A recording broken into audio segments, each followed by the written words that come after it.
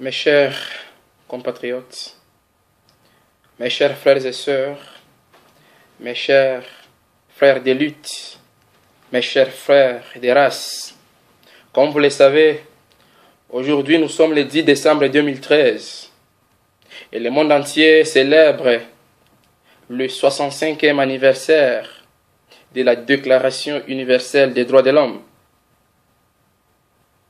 En tant que citoyen du monde, en tant que jeune africain, en tant que jeune congolais de la République démocratique du Congo, j'ai saisi cette opportunité pour placer un petit mot 65 ans après que l'Organisation des Nations Unies ait institué ce texte portant la Déclaration universelle des droits de l'homme, me référant à un grand, vaillant combattant de la liberté et de la révolution non violente.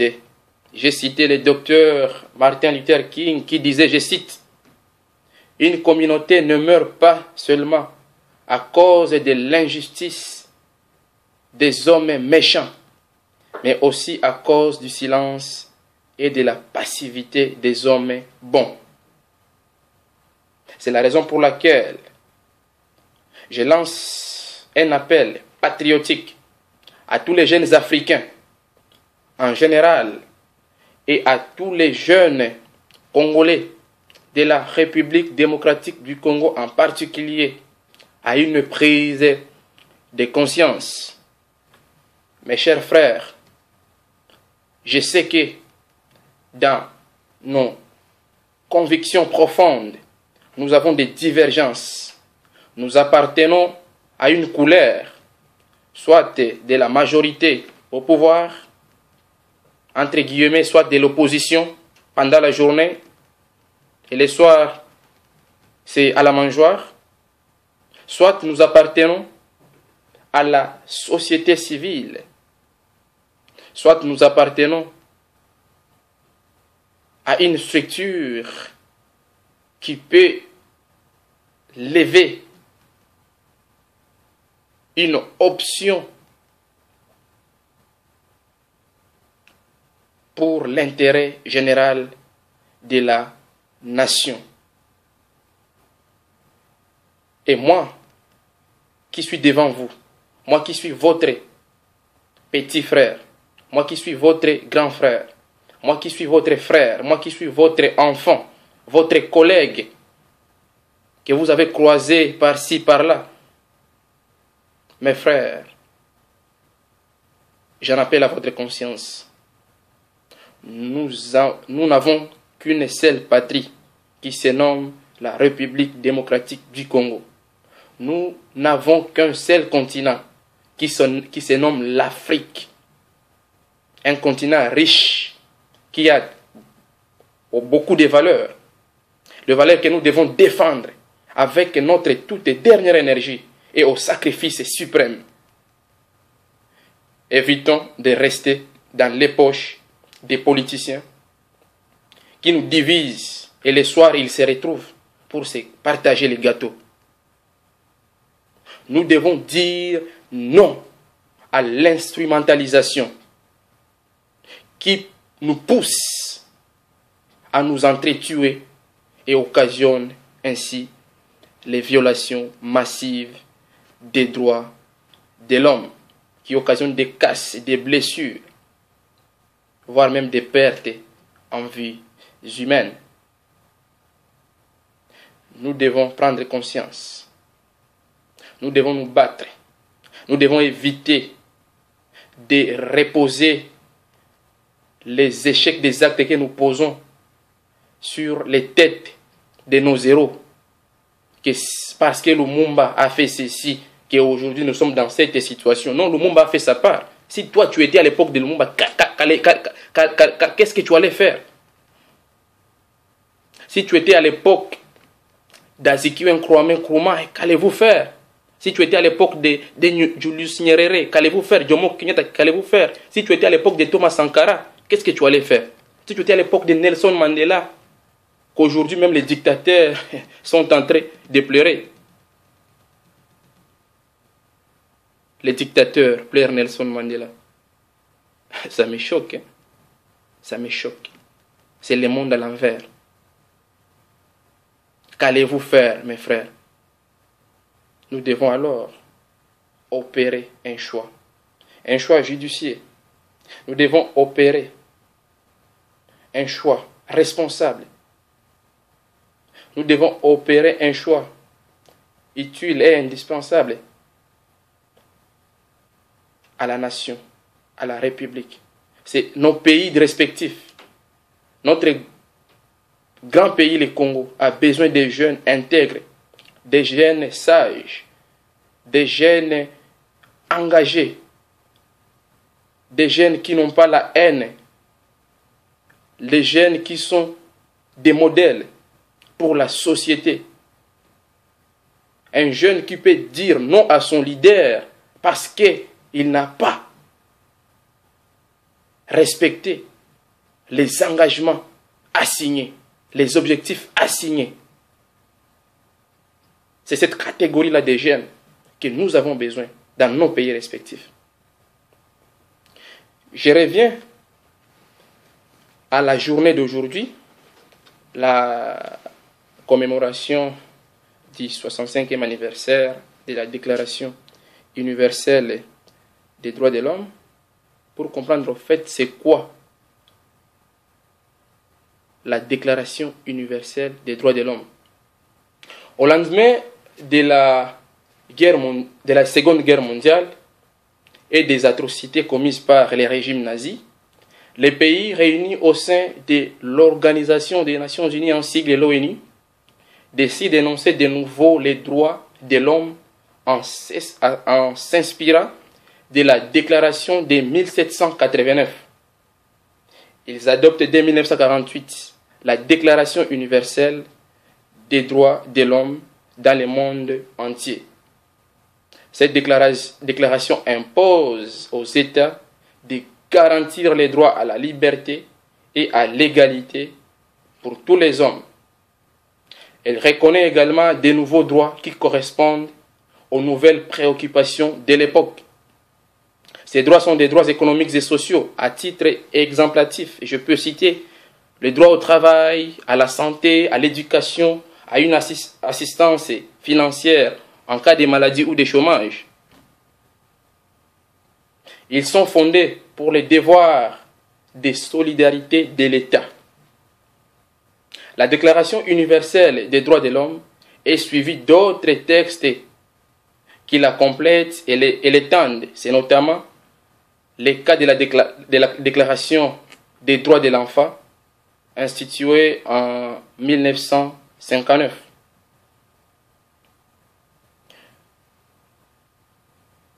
La Déclaration universelle des droits de l'homme a été instituée par l'ONU. Nous devons d'abord savoir ce que c'est l'ONU. Qu'est-ce que l'ONU? L'ONU, c'est le sigle de l'Organisation des Nations Unies, qui a 4 objectifs principaux. Mais je peux même vous citer deux seulement, 2 objectifs principaux de l'ONU.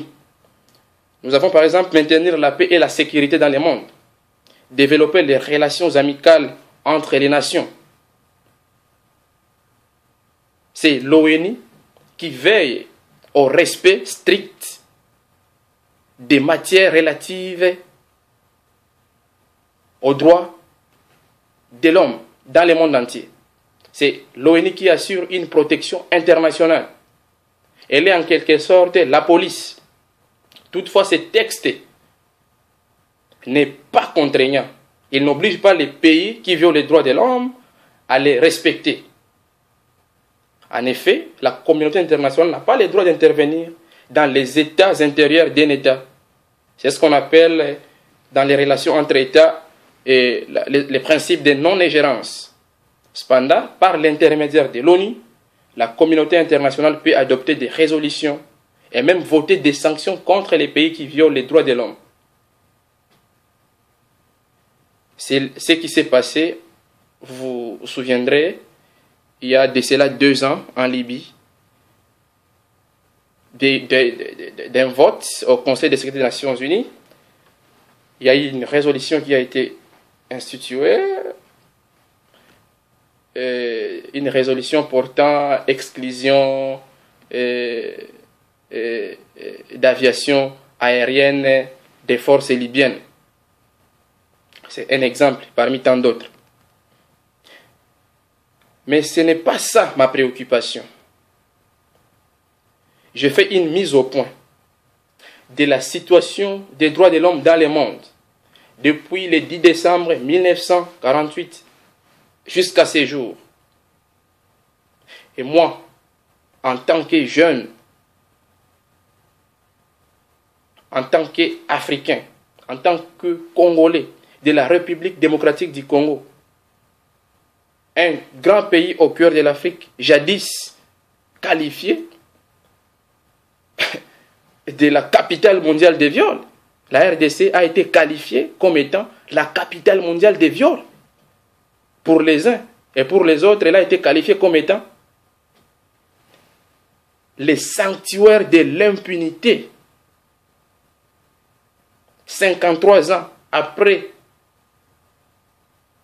son accession à la souveraineté nationale et internationale. Derrière la Somalie, l'Éthiopie, derrière tous ces pays-là, je ne sais, c'est ridicule. C'est pourquoi nous devons mettre à côté nos divergences. Nous devons sortir des poches de ces politiciens qui nous divisent. La journée et le soir, ils sont ensemble. Et prendre en main la situation de notre pays.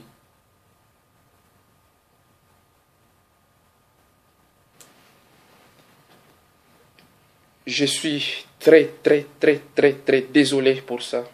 Je suis très choqué pour ça. Je me sens indigné. Je me sens abandonné. Et j'ai un devoir. J'ai un rôle que je dois jouer afin que notre pays redevienne un état normal, afin que l'image ternie de notre pays soit redorée. Et c'est aujourd'hui, alors aujourd'hui, que nous devons nous investir afin que les choses changent. Nous n'allons plus accepter qu'un groupe d'individus nous prenne en otage pendant que leurs enfants vivent dans de bonnes conditions. Ils étudient à l'étranger dans des universités dignes. Et nous, on est là en train de pleurnicher. Nous vivons dans une cacophonie. C'est toujours les violations et les violations en violation des droits humains.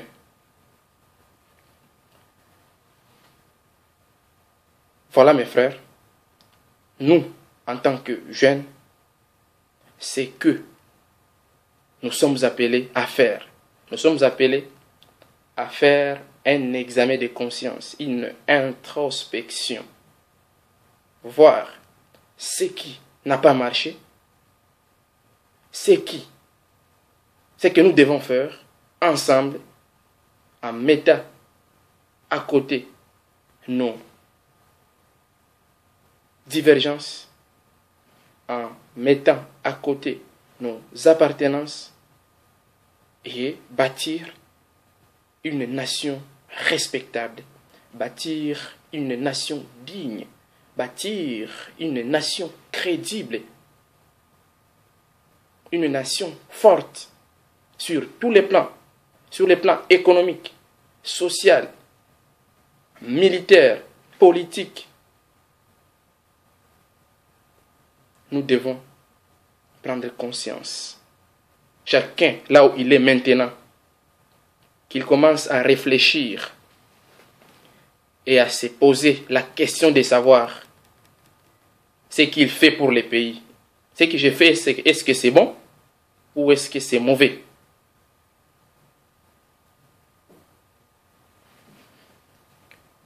En ce qui concerne la journée d'aujourd'hui, qui est une journée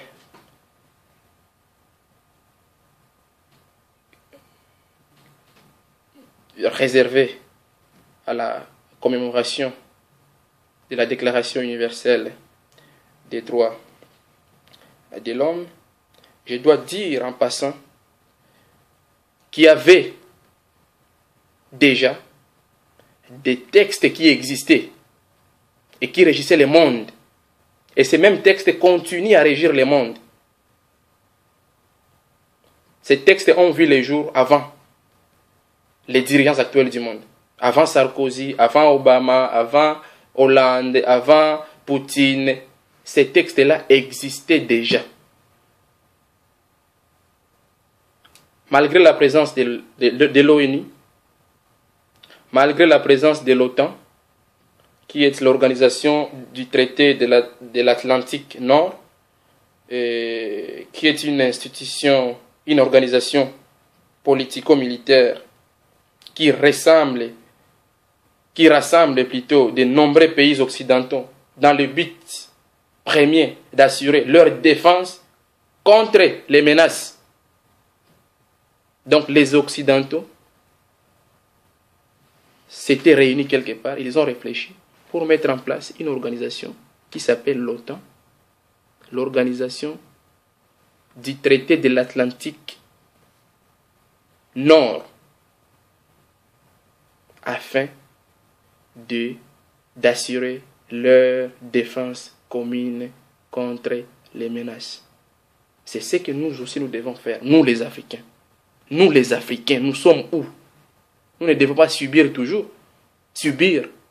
la loi de la jungle, la loi du plus fort. Moi, en tant que défenseur des droits de l'homme, je parle, mais je suis très indigné de voir ce qui se passe en Afrique aujourd'hui. Les Occidentaux nous divisent afin de mieux nous exploiter. Nos dirigeants, les soi-disant présidents, ils sont dans les poches de l'ONU, dans les poches de l'OTAN, dans les poches de la charte de l'impérialisme. Nous devons aussi réfléchir et imposer notre manière de voir les choses. Pourquoi nos aînés s'étaient-ils révoltés contre les puissances coloniaux? Pourquoi s'étaient-ils révoltés? C'est la question que nous devons aussi nous poser aujourd'hui. Et nous devons nous prendre en charge quant à ce. Il y a eu, quelque part, aux États-Unis d'Amérique, avant 1885, pendant la traite négrière, l'institution d'une charte qu'on appelle la charte de l'impérialisme. La charte de l'impérialisme est au-dessus de la charte de l'ONU, de la charte de l'OTAN, de la charte de l'Union africaine, ainsi que de la charte de toutes les chartes qui puissent exister. Cette charte-là de l'impérialisme. Et pour moi, en tant que défenseur des droits de l'homme, je dois dénoncer ces manœuvres dilatoires menées par ces puissances occidentales afin de nous imposer leur volonté. Imposer à quelqu'un sa volonté,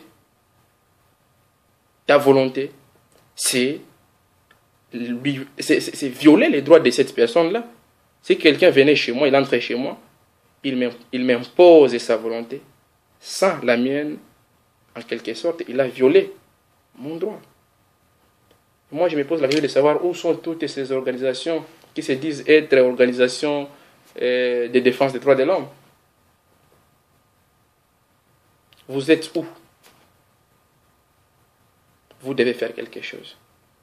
Vous devez agir là où vous êtes. Cette charte-là de l'impérialisme est constituée de quelques articles. C'est environ 28 articles. La charte de l'impérialisme a environ 28 articles. Je m'en vais lire article par article afin que vous compreniez ma préoccupation. Le premier point est intitulé la disposition générale. Article 1er. De la devise de l'impérialisme. Gouverner le monde et contrôler les richesses de la planète. Notre politique est de diviser pour mieux régner, dominer, exploiter et piller pour remplir nos banques et faire d'elles les plus puissantes du monde. Article 2.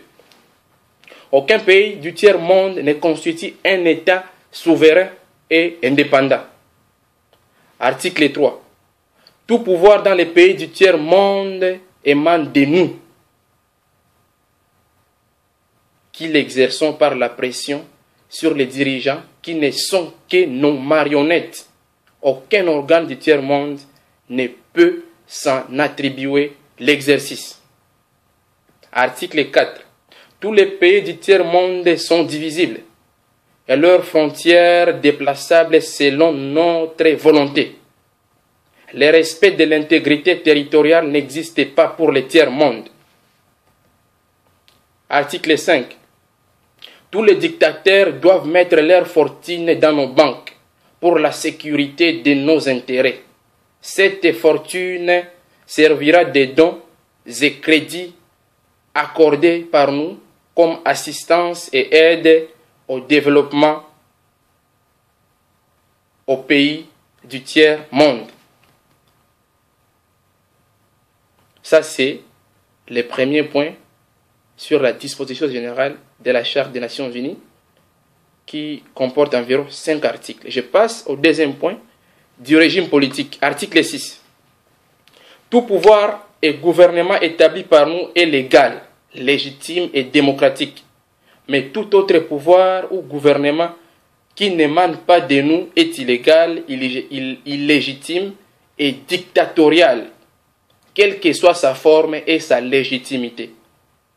Article 7.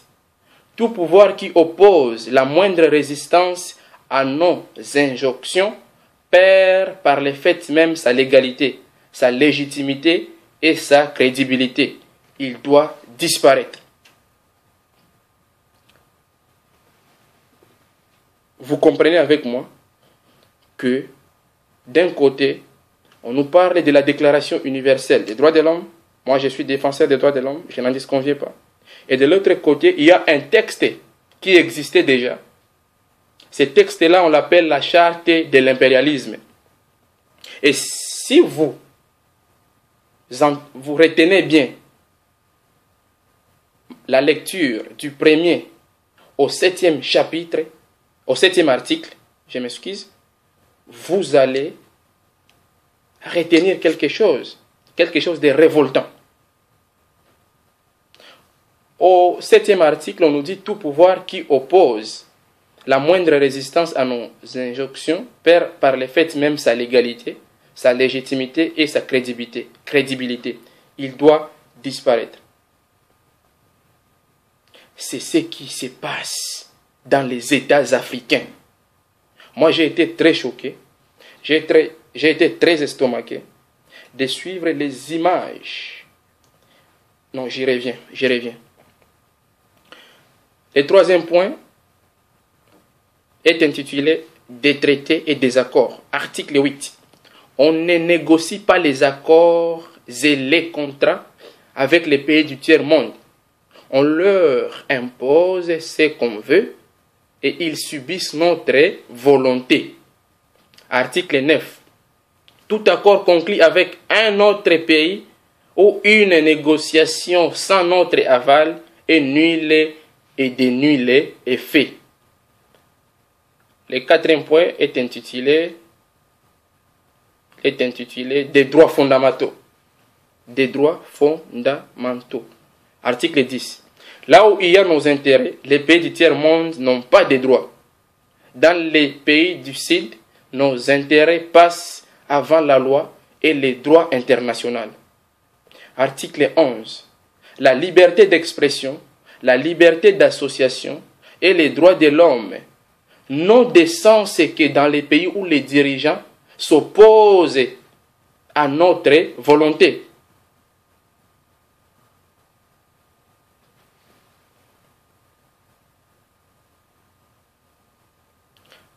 Article 12. Le peuple du tiers-monde n'ont pas d'opinion ni de droit. Ils subissent notre loi et notre droit. Article 13. Les pays du tiers-monde n'ont ni culture, ni civilisation, sans se référer à la civilisation occidentale. Article 14. On ne parle pas de génocide. Écoutez, ça c'est révoltant ça. D'un côté, on me parle de la Déclaration universelle des droits de l'homme, mais l'article 14 de la Charte de l'impérialisme me renseigne que, je cite, on ne parle pas de génocide, de massacres, ni de crimes de guerre ou de crimes contre l'humanité dans les pays où nos intérêts sont garantis, même si le nombre de victimes est très important. Là, je suis chez moi, au Congo-Kinshasa, où on a violé des femmes, où on a massacré des enfants, on a brûlé des villages, où on a massacré. Et l'ONU a fermé les yeux.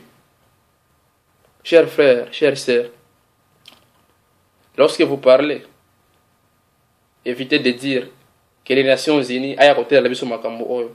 Les Nations Unies aient à côté de la biso makambo oyo parce que déjà charte des Nations Unies, charte à impérialisme plutôt, et lobby que dans l'article 14 nango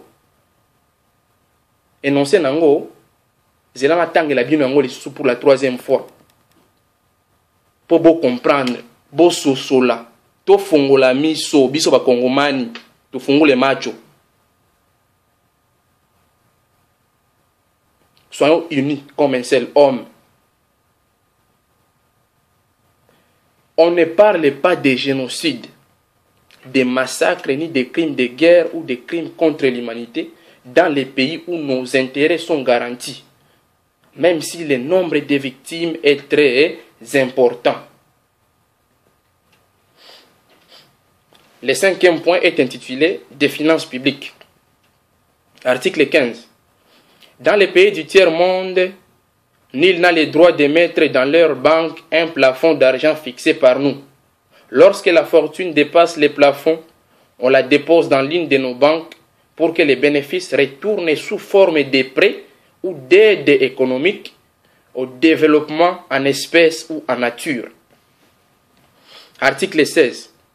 n'auront droit à l'aide précitée les pays dont les dirigeants font preuve d'une soumission totale à nous, nos marionnettes et nos valets.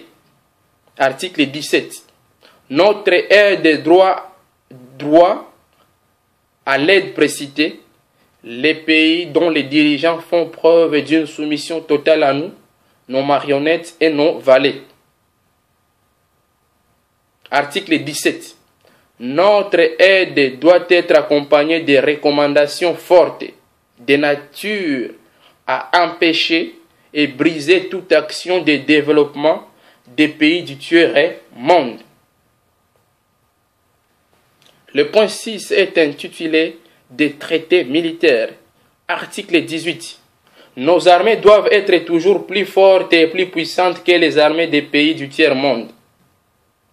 La limitation et l'interdiction d'armes de destruction massive ne nous concernent pas, mais les autres, ça leur concerne.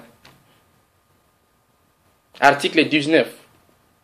Nos armées doivent s'entraider et s'unir dans la guerre contre l'armée d'un pays faible pour afficher notre suprématie et se faire craindre par les pays du tiers-monde. C'est pourquoi vous ne verrez jamais les États-Unis d'Amérique aller tout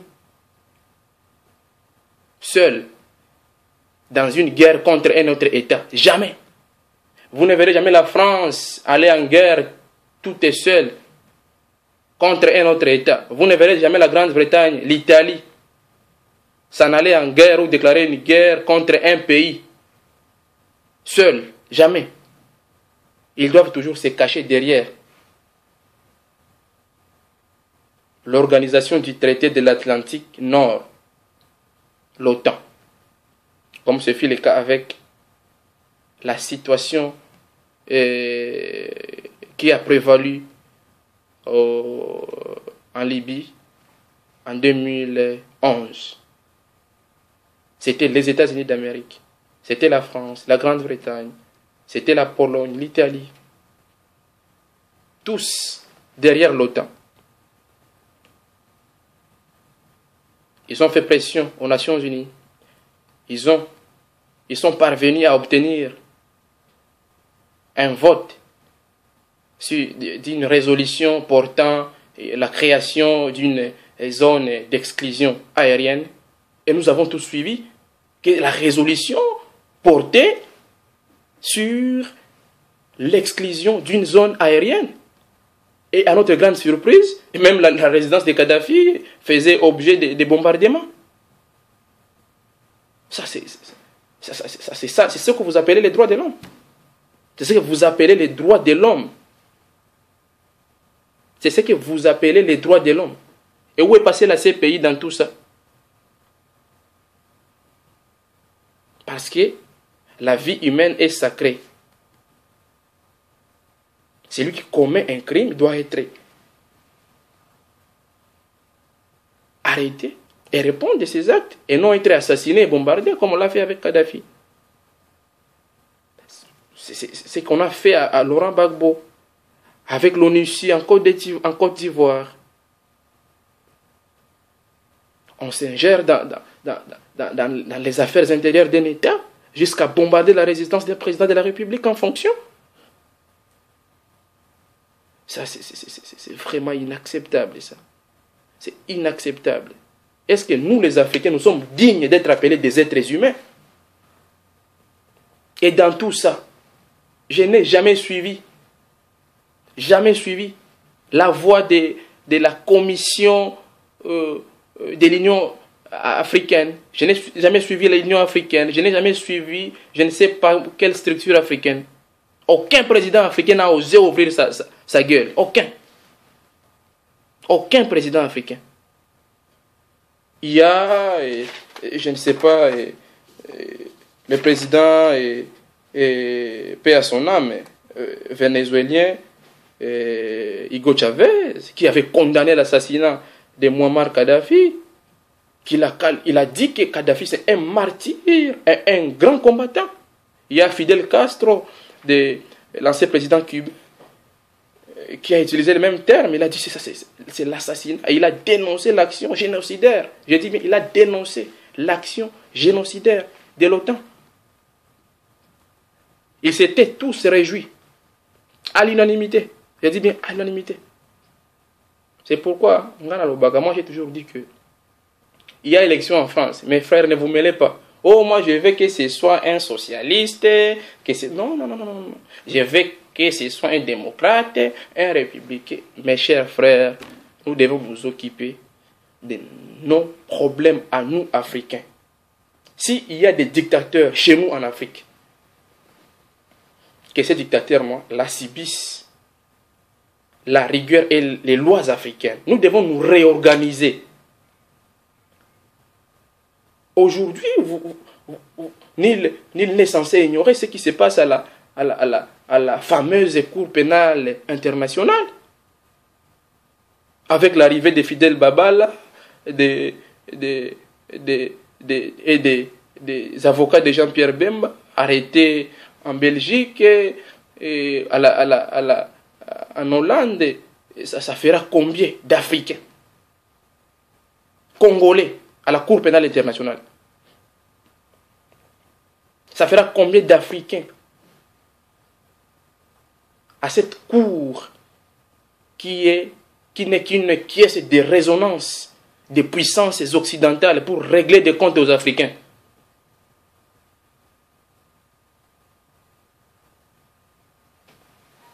Il y a El-Béchir, un président africain, qui est aujourd'hui, qui fait objet d'un mandat d'arrêt international. Il y a Uhuru Kenyatta, l'actuel président du Kenya, qui aussi fait l'objet d'un mandat d'arrêt international. Moi, je ne refuse pas. Si quelqu'un commet un crime, il doit répondre de ses actes devant la justice. Mais il n'est pas question que les Occidentaux s'acharnent sur les Africains que nous sommes. Ce qui s'est passé en Irak, c'est quoi? Vous allez appeler ça quoi? Il est là, George Bush est là, qui l'a inquiété. Il y a la Belgique qui a osé soulever son doigt et puis ils se sont arrangés et c'est fini. Et les Belges n'en parlent même plus. Sarkozy, ce qu'il a fait en Côte d'Ivoire, en Libye, qui l'a inquiété? Il n'a jamais été inquiété. Il n'y a que les Africains. Parce que nous sommes des égoïstes. Parce que nous ne nous aimons pas. Parce que nous pillons nos propres frères. Les frères avec lesquels vous partagez le même sang. Vous videz les caisses de l'État. Vous prenez l'argent, vous allez les placer dans les banques occidentales. Et là, ils sont clairs dans leur charte de l'impérialisme. Que les intérêts de l'argent que vous placez chez nous, nous les retournons chez vous. Sous forme d'aide sociale et je ne sais quoi. Nous devons prendre conscience. Moi, je parle en tant que jeune. Et je n'ai pas crainte de quoi que ce soit. Ce qui m'arrive peut m'arriver, je n'en disconviens pas. Mais au moins j'aurais dit un mot que peut-être beaucoup n'arrivent pas à dire, mais moi je l'ai dit. En âme et conscience. Et je sais que l'Éternel, mon Dieu, ne m'abandonnera jamais. Nelson Mandela a fait 27 ans de prison injuste. Il a été inscrit sur la liste noire des États-Unis d'Amérique. Donc Mandela, tel qu'il était là, il était considéré comme un terroriste au même titre que Al-Qaïda de Ben Laden, Nelson Mandela, au même titre que Al-Qaïda. L'ANC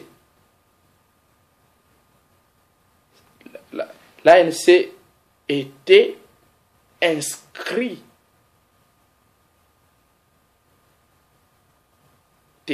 L'ANC était inscrite, n'est-ce pas, comme étant une organisation terroriste, au même titre qu'Al-Qaïda.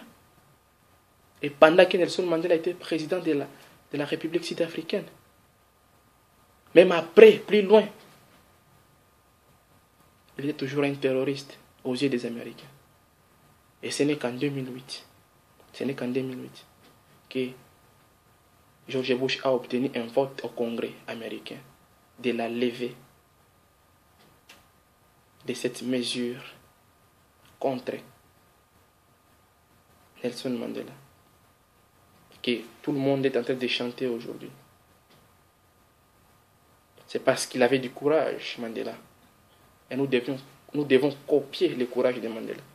Il n'y a pas d'être parfait sur la terre. Il avait aussi ses faiblesses. Tout comme moi, j'ai mes faiblesses. Tout comme une autre personne peut avoir ses faiblesses. Nous devons nous battre. Nous devons nous battre. Nous devons faire la différence. L'article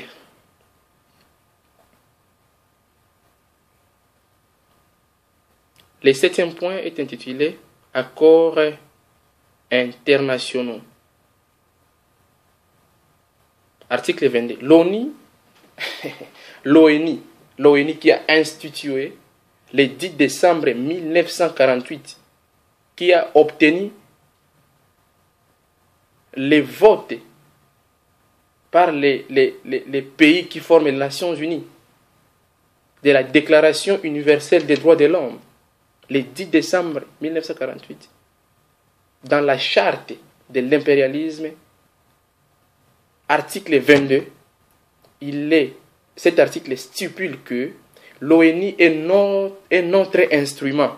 Nous devons l'utiliser contre nos ennemis et les pays du tiers-monde pour protéger nos intérêts. Je dis bien, l'Organisation des Nations Unies, instituée au lendemain de la fin de la Deuxième Guerre mondiale en remplacement de la Société des Nations, la STN,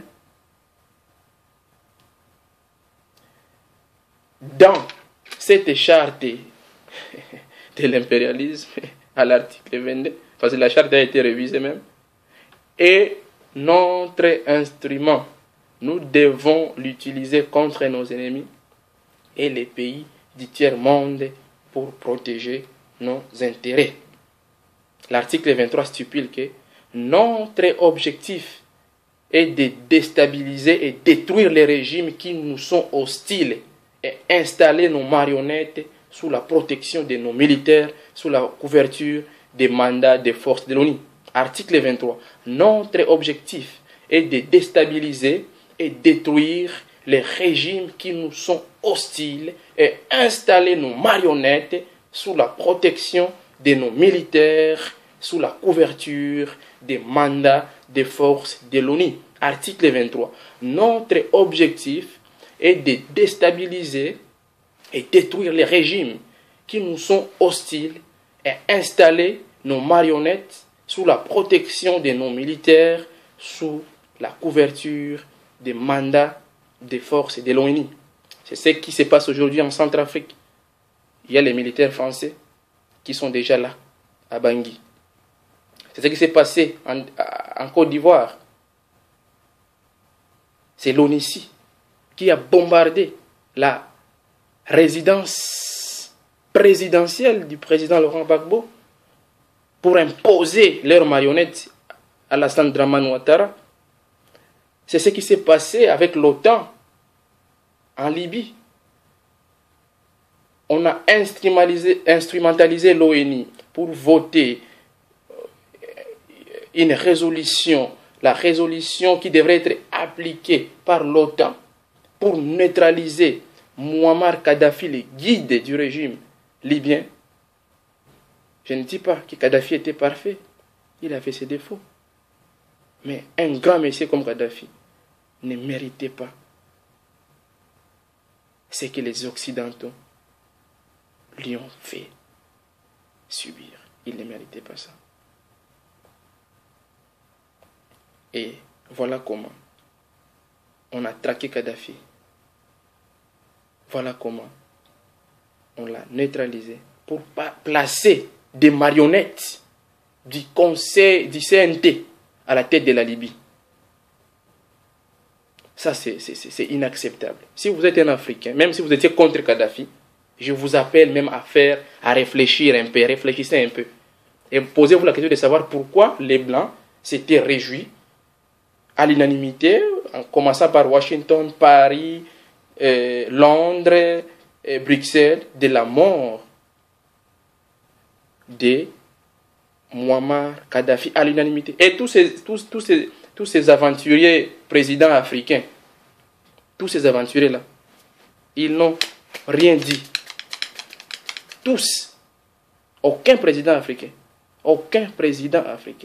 excepté l'ancien président sud-africain Thabo Mbeki, qui avait osé dire quelque chose. Mais le reste, l'Union africaine, absolument rien. Rien n'a été dit. Hugo Chavez, paix à son âme, l'ancien président vénézuélien, il a dit et il a condamné avec la toute dernière énergie l'assassinat de Muammar Kadhafi. Il a qualifié de martyr et un grand combattant. À l'instar aussi de Fidel Castro, qui a dénoncé l'assassinat de Muammar Kadhafi et a qualifié l'action de l'OTAN. Lorsque je parle de l'OTAN, je vois les États-Unis, je vois la France, je vois la Belgique, je vois la Grande-Bretagne, je vois l'Italie, je vois le Danemark, je vois tous ces pays-là d'une action génocidaire. L'article 24, les résolutions de l'ONU sont des textes qui nous donnent les droits et les moyens de frapper, de tuer et de détruire les pays dont les dirigeants et les peuples qui refusent de se soumettre à nos injonctions sous la couverture des résolutions du Conseil de sécurité des Nations Unies. Article 25. Notre devoir est de maintenir l'Afrique et d'autres pays du monde dans les sous-développements, la misère, la division, les guerres, les chaos, pour bien les dominer, les exploiter et les piller à travers les missions des Nations Unies. Article 25 de la Charte de l'impérialisme stipule que notre devoir est de maintenir l'Afrique et d'autres pays du monde dans les sous-développements, la misère, la division, les guerres, les chaos, pour bien les dominer, les exploiter et les piller à travers les missions des Nations Unies. L'article 26, vous savez ce que c'est les missions des Nations Unies? C'est la HCR, Croix-Rouge, tout ça. Ce sont des missions des Nations Unies, disséminées au travers le monde. L'article 26 stipule que notre règle d'or est la liquidation physique des leaders et dirigeants nationalistes du tiers-monde. Voilà comment on a liquidé Patrice Emery Lumumba.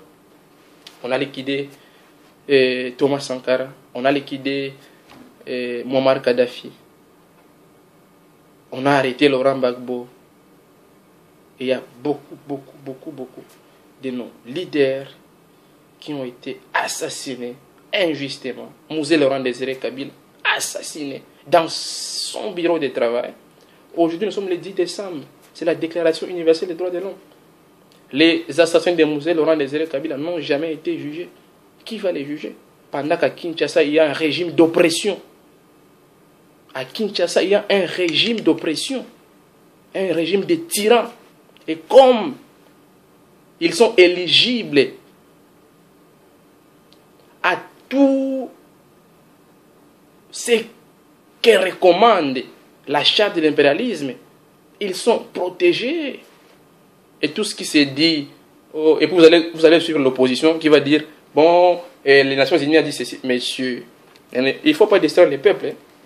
Opposant Nabiso, ne nous distrait pas. Parce que nous ne sommes pas des dupes.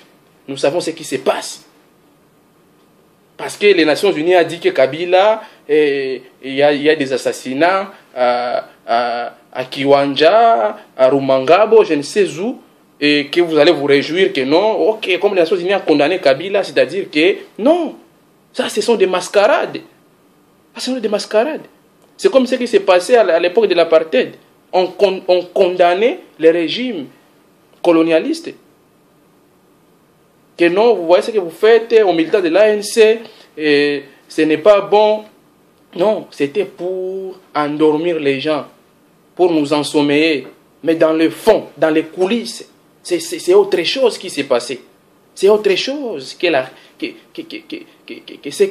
ce qu'on vous racontait à la radio, dans les journaux, dans la presse écrite, visuelle et audiovisuelle. Nous devons résister contre l'oppression. S'il s'agit de mourir, nous accepterons de mourir contre l'oppression. Nos droits doivent être respectés. Bien qu'il y ait la charte de l'impérialisme qui prime même sur la charte de l'ONU, qui prime sur la Déclaration universelle des droits de l'homme, nous devons dire la vérité qui n'a jamais été dite par qui que ce soit. Nous le dirons de la manière la plus vigoureuse. Nous le dirons. L'article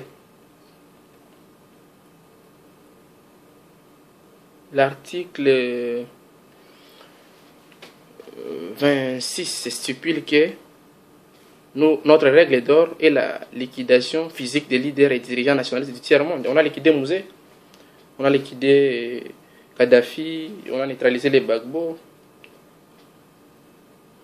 L'article 27, et c'est l'avant-dernier article, stipule que les lois, les résolutions, les cours et tribunaux des Nations Unies sont nos instruments de pression contre les dirigeants et les leaders des pays qui défendent les intérêts de leur peuple. Les lois, les résolutions, les cours et tribunaux des Nations Unies sont des instruments de pression contre les dirigeants et les leaders des pays qui défendent les intérêts de leur peuple. Aujourd'hui, si vous partez à la haie, vous verrez qu'il n'y a que des Noirs qui sont là. Si quelqu'un a commis des crimes, on n'en disconvient pas. Il n'y a qu'en Afrique où les crimes sont commis. Il n'y a qu'en Afrique où les crimes sont commis. Je ne pense pas. Ce qui s'est passé en Irak, c'était quoi? Qu'est-ce que vous allez appeler ça? Ce qui se passe en Afghanistan, c'est quoi? Ce qui se passe à gauche et à droite, c'est quoi? Vous allez appeler ça quoi? Ce ne sont pas des crimes.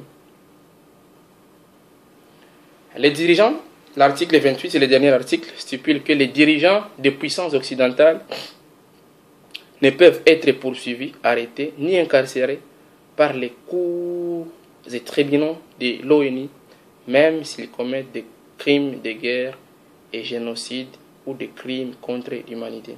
C'est ce que je venais de dire tantôt.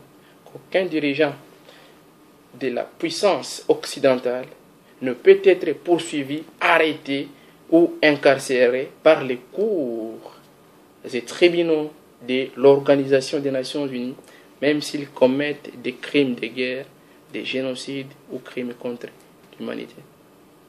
C'est pourquoi, au lendemain de l'assassinat macabre de Muammar Kadhafi,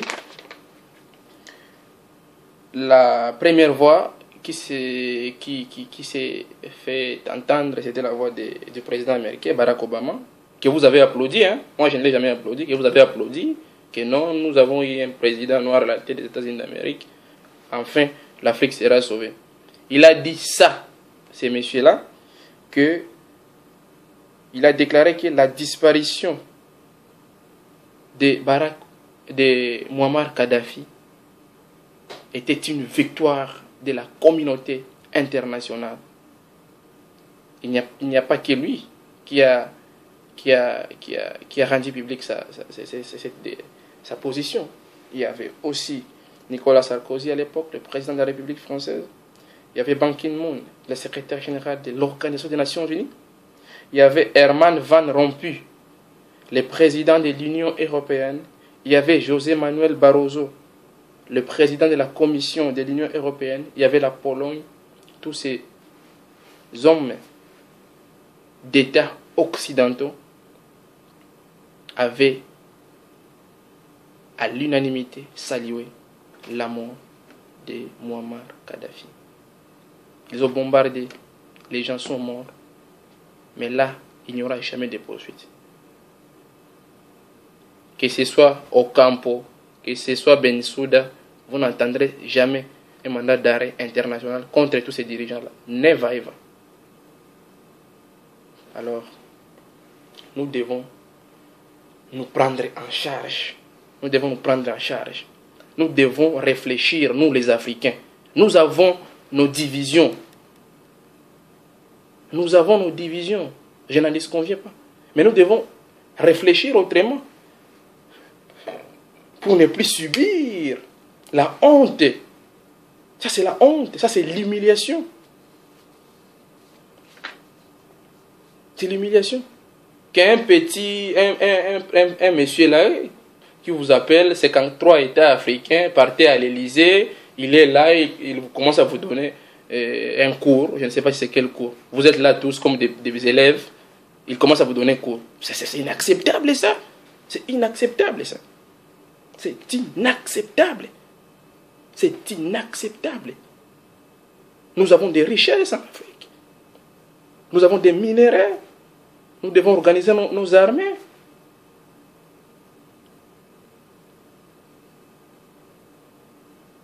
Nous devons nous battre. Moi, je suis un défenseur des droits de l'homme. Je vous parle en tant que défenseur des droits de l'homme. Je vous invite